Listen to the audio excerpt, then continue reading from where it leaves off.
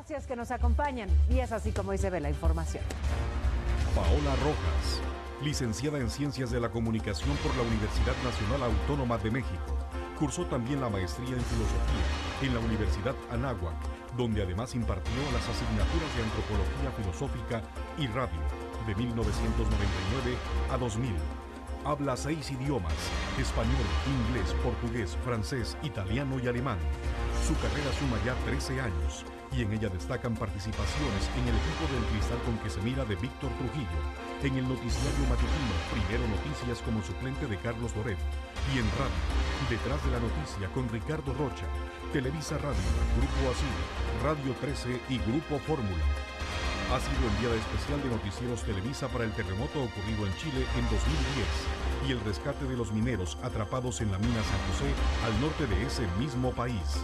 Paola Rojas es conductora titular del informativo de mediodía Paola Rojas en Fórmula, de Radio Fórmula, y a las 3 de Televisa, que se transmite diariamente por Foro TV. Paola Rojas, queda con ustedes.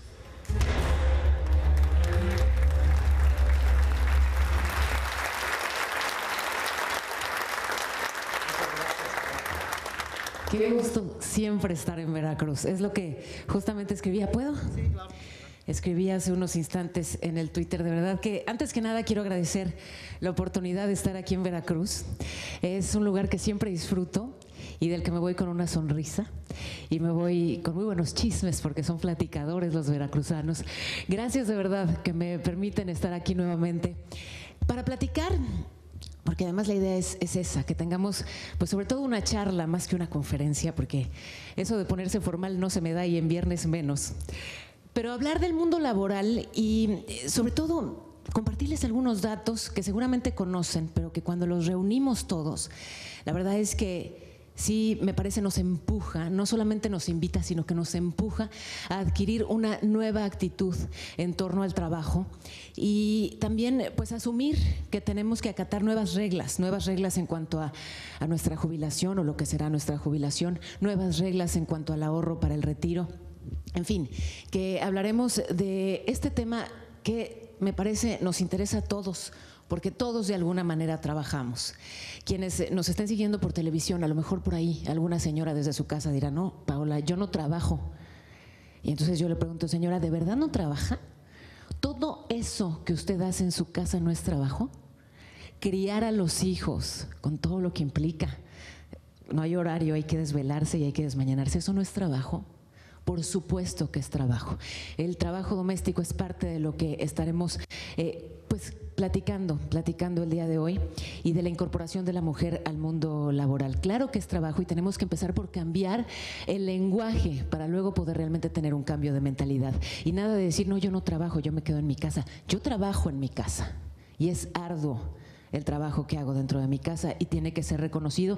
Y no solamente eso, sino que tiene que ser equilibrado y compartido. Y ahorita le entramos a ese tema de que si los hombres se incorporan o no a la vida doméstica, ese es tantito más álgido, entonces me espero un poquitín.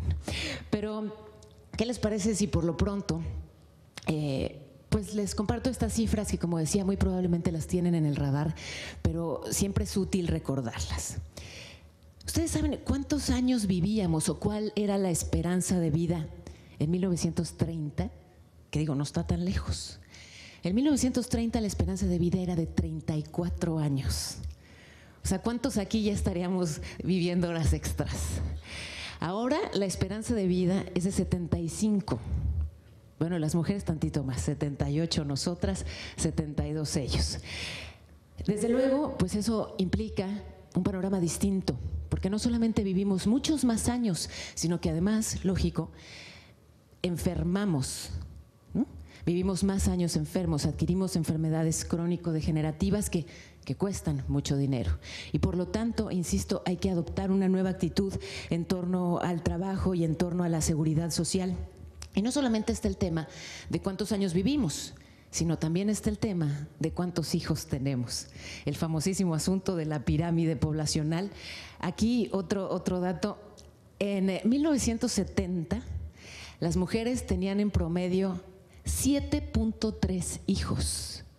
No sé si aquí, en este teatro, hay alguna mujer, algún señor que tengan 7 hijos o más? Nadie. Bueno, ese era el promedio en 1970, que no está nada lejos, 7.3 hijos. Hoy es de 2, de hecho poquito menos de 2, la cantidad de hijos en promedio que tenemos las mujeres.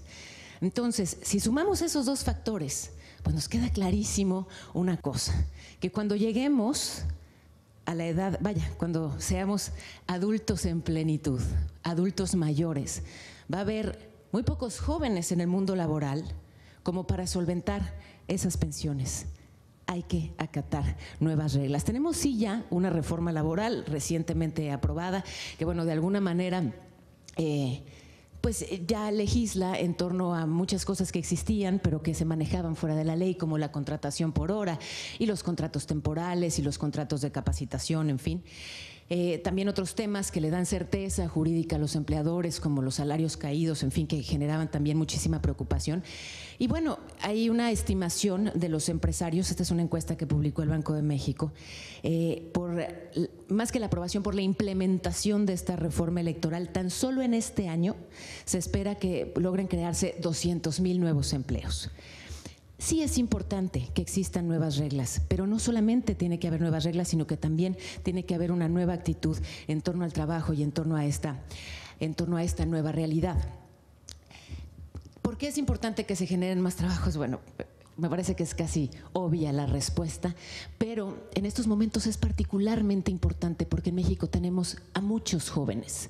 Ese famoso bono demográfico que si no lo aprovechamos se nos escapa, se nos va de las manos, y es ahora cuando podemos apostar, cuando tenemos que apostar a la productividad, al crecimiento y al desarrollo. ¿Cómo estamos en cuanto a desempleo? La verdad que nada mal, sobre todo si nos comparamos con los países de la OCDE, y ya no digan con otros casos muy graves, por ejemplo España. En México, este es dato de enero de este año, hay un 5.2% de desempleados dentro de la población económicamente activa. El promedio de la OCDE es de arriba de 8%, o sea que la cosa no anda tan mal. Pero, y en el detalle está el diablo, hay un 7% de subocupación, personas que tienen intención de trabajar más horas, de trabajar más tiempo, y resulta que no hay quien los emplee más tiempo. Y ya no digamos el enorme problema que representa la informalidad.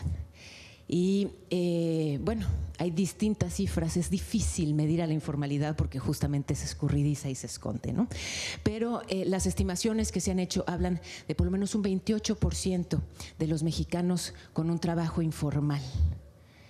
Y no solamente eso, sino todavía más grave. Está aquel que como tal trabaja en una empresa informal, de esas que no existen para la autoridad o existen de maneras curiosas, ¿no? O aquellos otros que trabajan en una empresa registrada, en una empresa formal, y sin embargo no están contratados formalmente. Está además el autoempleo, está además el trabajo doméstico, y en fin, que todo este universo sumado nos arroja la espantosa cifra de un casi 60% de personas sin seguridad social en nuestro país. De ese tamaño es el problema, el reto, prefiero decir. Es un rezago sin duda muy importante y por ello es de verdad urgente que trabajemos y que se adopten medidas para justamente ir transitando hacia la formalidad. No es nada más un tema de recaudar más impuestos, es un tema de poder brindar seguridad social y algunas garantías a todos esos trabajadores que hoy están pues a la buena de Dios y que tienen trabajo hoy, pero si se lastiman o si envejecen, ¿qué va a pasar con ellos? Así que, bueno, desde luego me parece que todos estos son elementos que tenemos que tomar en cuenta. Y no con ello estoy diciendo que, bueno, pues ni hablar, a trabajar más y con condiciones más adversas y a aceptarlo todo sin siquiera, pues vaya, detenerse a reflexionar. No estoy diciendo que además carguemos nosotros con toda la responsabilidad, lo que corresponde a la autoridad, lo que corresponde al Estado. Estoy hablando más que nada de una corresponsabilidad. O sea, que entendamos que las necesidades del mundo actual son otras.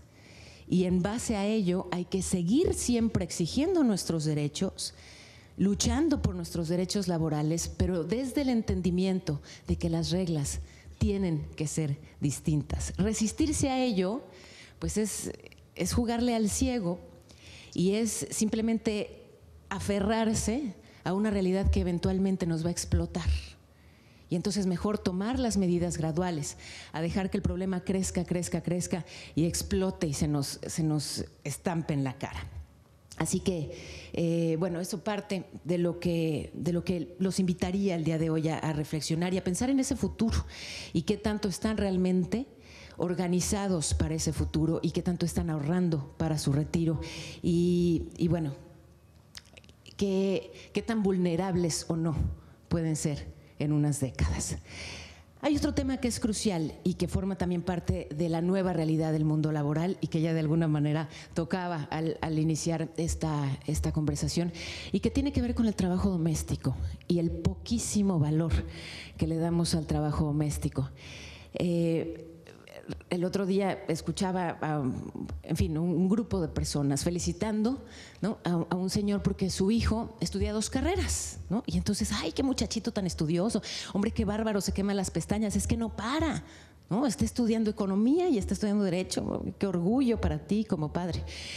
Y ahí mismo, ¿no?, estaba una mujer que hace lo que muchas de ustedes, ¿no?, que trabaja en su casa y saca solita adelante todo ese trabajo que es extenuante y trabaja fuera de casa y también saca adelante ese trabajo. Ella también tiene una doble jornada y nadie se lo reconoce. Y nadie dice que qué bárbara, ni nadie le dice a su papá que qué orgullosote se debe de sentir por la doble jornada que se está aventando esa mujer. Porque no lo hemos sabido vender, señoras. Porque tenemos primero que valorarnos nosotras para que luego lo valoren todos. Fíjense, ¿cuántas horas? No se los voy a preguntar aquí, bueno, sí se los pregunto, como quiera, si me responden o no, pues ya es voluntario. ¿Ustedes le dedican algún ratito de su vida, algunas horas de su semana al trabajo doméstico? ¿Quién sí? Por favor, levante la mano. Híjole, veo casi puras manos de mujeres y qué gusto, también veo las de algunos hombres. Fíjense, ¿qué porcentaje de los hombres, qué porcentaje de las mujeres le dedica algún ratito al trabajo doméstico? 4 de cada 10 hombres, más o menos nuestro mini sondeo coincide, 9 de cada 10 mujeres. O sea, la enorme mayoría de las mujeres. Ahora, ¿cuánto tiempo le dedican a ese trabajo doméstico? Porque esos 4 de cada 10 diría uno, bueno, no está nada mal. ¿Cuánto tiempo le dedican al trabajo doméstico en promedio esos hombres y esas mujeres que respondieron sí? Sí, yo hago parte de ese trabajo. Los hombres, 13 horas a la semana. Las mujeres, agárrense, 49. O sea, 49 horas son 7 diarias, de lunes a domingo. 1 de enero, 1 de mayo, mi cumpleaños, 10 de mayo, diario. Todos los días del año, 7 horas, con gripa, sin gripa, con dolor de como esté, 7 horas de trabajo al día. Esa es la importancia que tiene la jornada dentro de casa. Y todavía salimos y decimos, no, yo no trabajo. Es bien importante que podemos ver por ahí, tenemos unas cifras del trabajo remunerado y no remunerado. Es bien importante que los hombres hagan conciencia, ¿no? Es sobre todo una invitación.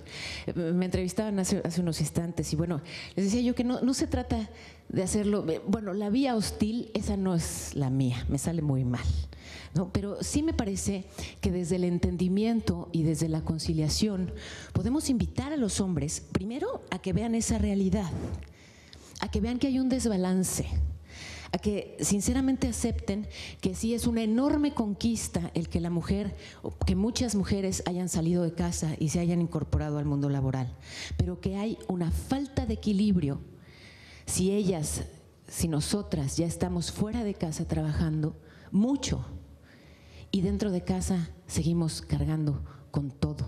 Eso está fuera de la armonía Y justamente por eso hay que empezar a entender que es una responsabilidad que nos toca a todos. Ni siquiera es que le toca a la señora y yo bien lindo y bien solidario la ayudo. No la ayudo, nos toca parejo, porque ensuciamos parejo, porque comemos parejo. Y por lo tanto es una responsabilidad de todos. Y a lo mejor hay un poco de resistencia con quienes crecimos o quienes crecieron de manera distinta, ¿no? Y que, digamos que visualizar nuevos roles les es complicado. Pero por eso el trabajo tiene que sobre todo enfocarse en las nuevas generaciones y en el mensaje que les damos a los niños y a las niñas, a los adolescentes. Eso que mencionaba también hace un rato, de la mesa, termina de comer esa familia, se paran las hermanitas, se llevan el plato de ella y el del hermano, y el hermano se queda sentado. ¿Qué mensaje le estoy dando a esos niños? Los estoy preparando para un mundo que ya no existe o que ya no va a existir cuando le toque ser adulto. Pero ojo, también aquí nuevamente tenemos que empezar desde el lenguaje. Es también me parece, primer paso que tiene que darse para ir generando las verdaderas modificaciones. Palabra prohibida, palabra que tiene que salir del vocabulario. La digo por ilustrar, pero me choca. Mandilón. No podemos decirle mandilón al señor evolucionado, moderno, visionario, vanguardista, que ya entendió que esa responsabilidad del trabajo doméstico es compartida, es de todos los integrantes de la familia. No le podemos decir mandilón, al contrario. Ese es el hombre atractivo hoy y así hay que difundirlo. Así hay que, para empezar, creerlo, ¿no? O sea, que a mí me guste un hombre que efectivamente asume esa responsabilidad como compartida y así hay que difundirlo. Entonces, no es mandilón, es hasta sexy. El hombre de ahora, el hombre moderno, el hombre que nos gusta a las mujeres, es aquel que ya entendió y que ya le dio la vuelta a ese asunto y que sobre todo, pues entiende que es incluso un acto de justicia. Porque ¿cuánto tiempo puede aguantar una mujer haciendo una doble jornada? Ya hemos visto que toda la vida, pero ¿bajo qué condiciones? Además de que tiene de verdad enormes ventajas.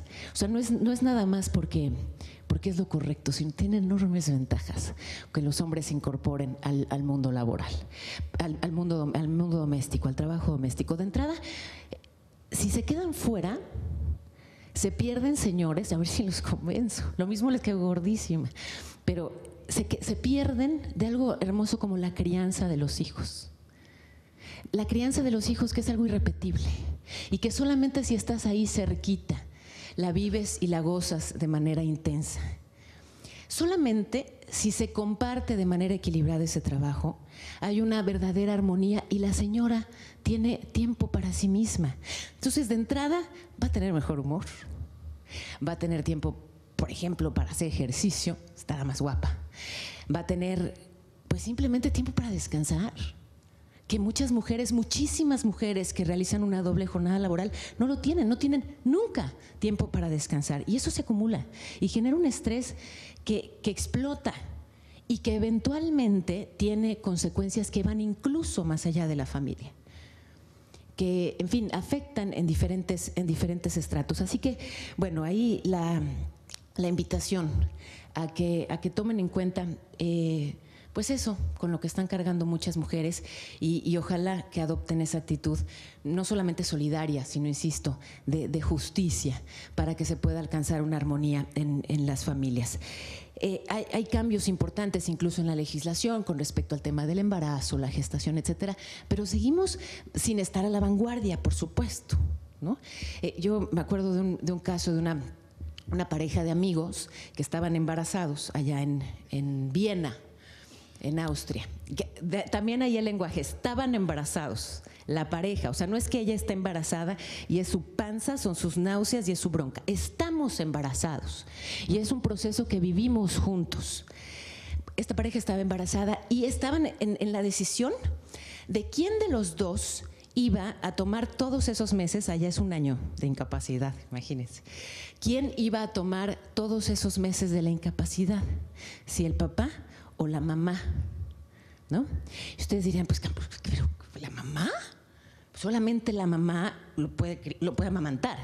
Sí, solamente la leche de la mamá, ¿no? Eso no necesariamente significa que ella físicamente tenga que estar ahí. ¿Qué pasa? Que lo que allá reconoce la legislación es que en ese momento de la vida, cuando llega un hijo, puede ser que la mujer esté en un momento profesional mucho más interesante que el que está el hombre. A lo mejor está en un momento ascendente y él no, o simplemente a él le apetece pasarse ese año con su hijo. Eso es lo que él quiere y es lo que deciden como pareja. Y entonces, claro, ella está las primeras semanas, necesariamente es así, pero ya después puede dejar ahí la leche y el señor se encarga y ella reanuda su vida laboral y es él quien hace esa pausa y es él que, si bien ambos comparten la crianza, es él quien se toma esos meses para estar con el hijo. Y cuando cuento esta anécdota, veo unas caras de todo el mundo así de, ¿qué me estás diciendo, Paola? Pobre bebé, ¿no?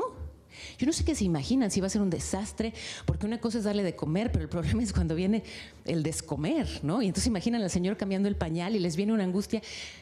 Todos aprendemos a hacerlo, aprendemos igualito, y sobre todo cuando realmente compartimos tiempo con los bebés.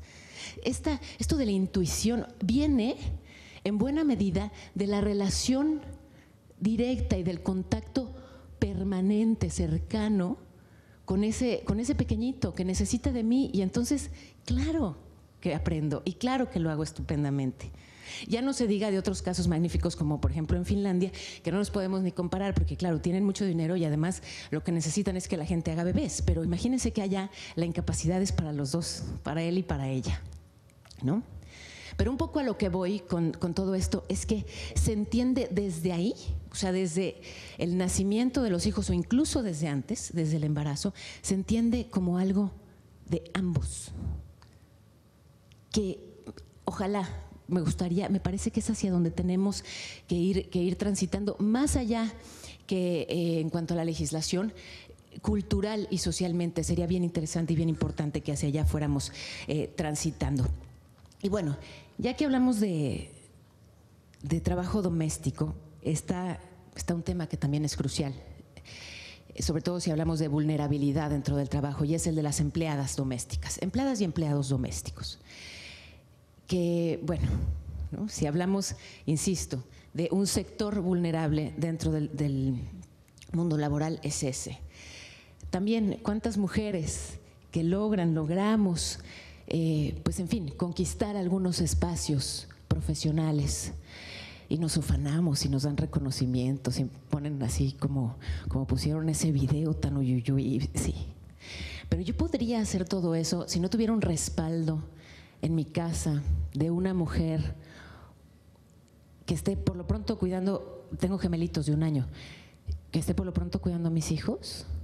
Podrían muchas de ustedes que están aquí hoy, es media mañana, podrían estar aquí si no estuviera esa señora ahí respaldando en casa. Tiene de verdad que una enorme importancia y seguimos sin darle su justo peso y seguimos además dejándolas en la vulnerabilidad sin seguridad social, sin ninguna certeza de lo que vendrá en adelante y simplemente atenidas a nuestra generosidad. Otro tema sin duda pendiente y me parece muy, muy importante. Y todavía más dramático, me tengo que apurar porque me tienen un poquito correteada con el tiempo, pero irme entonces a este tema que es todavía, me parece más extremo, pero sin duda bien importante y por el que todos de alguna manera podemos hacer algo, cada quien desde su trinchera, ¿no? Y con lo que le toca. El tema de los migrantes. Otro sector sumamente vulnerable dentro del mundo laboral y del social, en fin. La migración, estas personas que son valientes y que son valiosas porque se necesita de verdad carácter, uno, para alejarse de lo conocido, de lo familiar, de lo que ya entiendo, aunque no domine, para ir a un nuevo lugar en donde quién sabe cuáles son las reglas, en donde no soy bienvenido, en donde tengo todo en contra. En fin, que los migrantes de entrada, me parece, merecen nuestro reconocimiento por eso, por ser valientes y por ser valiosos. ¿Y qué me dicen? Si es dramático el caso del señor que tiene que migrar y que deja a su familia detrás, qué tan dramático es el caso de una mujer que tiene que emigrar y deja a sus hijos detrás. El otro día escribí ahí en Twitter, justamente después de tener una conversación con mujeres migrantes, mujeres que han tenido que separarse de sus hijos. Y que además es bien duro, ¿no? Porque, en fin, dejan su país, en este caso estoy hablando de centroamericanas, ¿no? Tienen que dejar a los hijos pues con la tía o hasta con la suegra, imagínense. Y vámonos a, bueno, de entrada a tratar de cruzar México con todo lo que sabemos que implica. Lograron llegar a Estados Unidos. Regresar a El Salvador es impensable. ¿Por qué? Porque desde que están allá, sus hijos pueden comer, para empezar, ¿no? Pero ese hijo que ha ido creciendo, si no solo, sí al menos lejos del principal amor, ese hijo tiene enojo con su mamá. O sea, entiende, razona que se tuvo que ir, pero está enojado. Se está cargando la pila del micrófono. Ahorita ya falleció. Bueno, ese niño tiene molestia con su mamá, en fin, que es una realidad realmente adversa para esas mujeres. No se me ocurre de verdad un sacrificio más grande que tenerse que separar voluntariamente de un hijo. Y entonces, ¿qué es lo que escribía yo? Que no puede ser, o sea, hay que trabajar todos, hay que hacer lo que nos toque cada uno para evitar que sucedan casos como ese. No puede ser que ninguna mujer en este mundo tenga que elegir entre alimentar a sus hijos y poder abrazarlos todos los días. Y cuando hablo de mujeres migrantes, no necesariamente me refiero a aquellas que tienen que cruzar la frontera y esos casos como tan extremos. Incluso migración entre estados. Incluso, y regreso a esas trabajadoras domésticas que a lo mejor no son de aquí, vienen de quién sabe dónde y entonces dejaron allá al bebito y vinieron acá a trabajar y lo ven ahí de repente. Y entonces nosotros estamos propiciando esa separación entre una madre y un hijo. En vez de generar las condiciones para que las mujeres y los hombres puedan ser empleados en sus lugares de origen, donde se encuentran sus familias.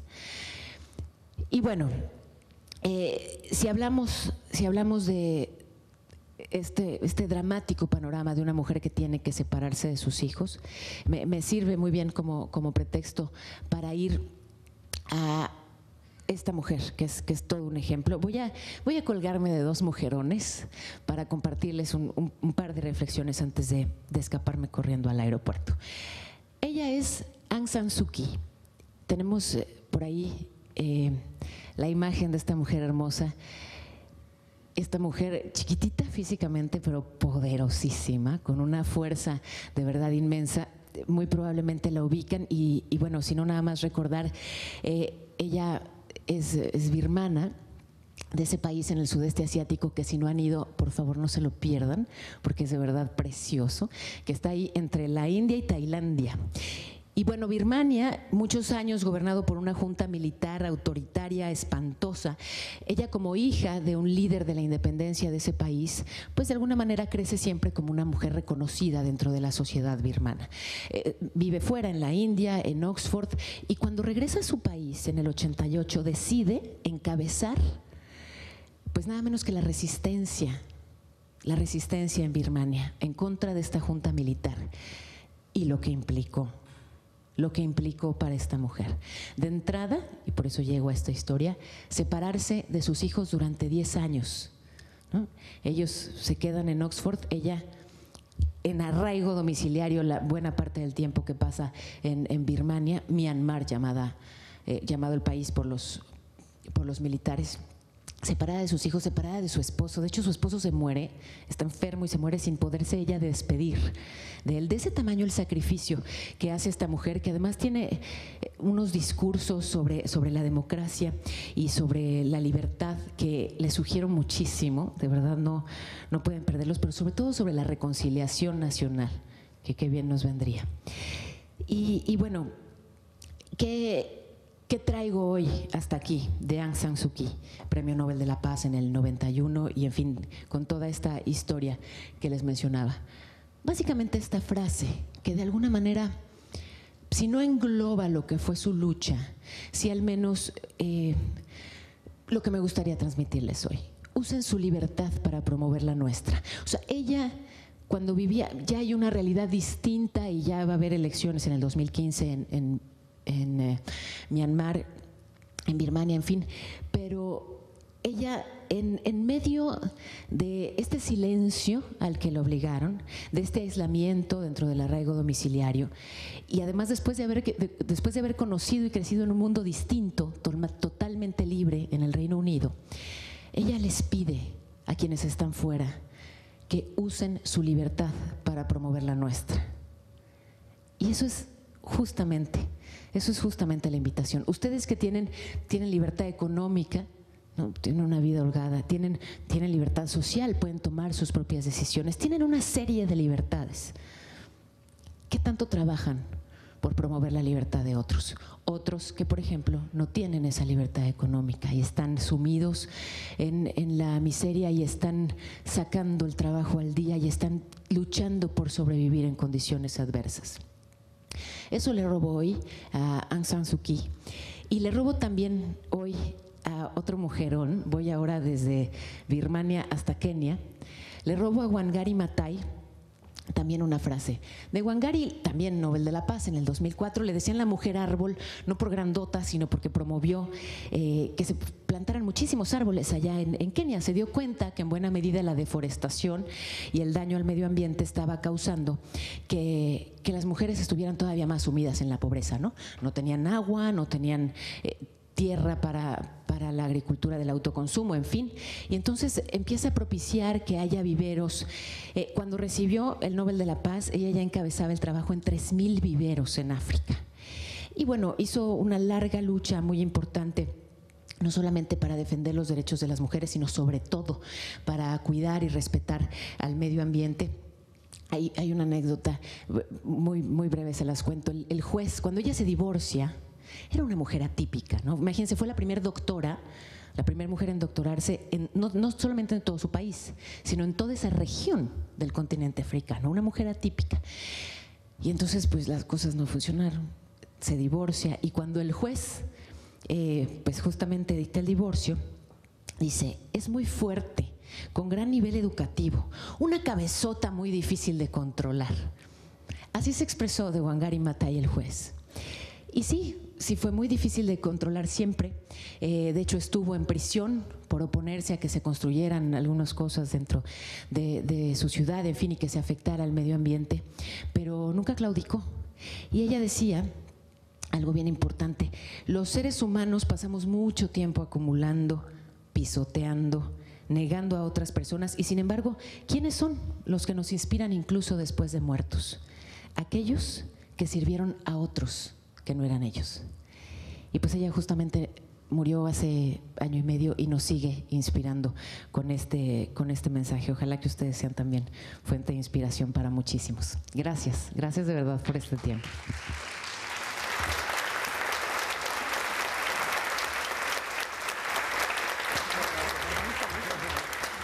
Gracias a Paola Rojas. No sé si tengan una pregunta para Paola Rojas, su auditorio.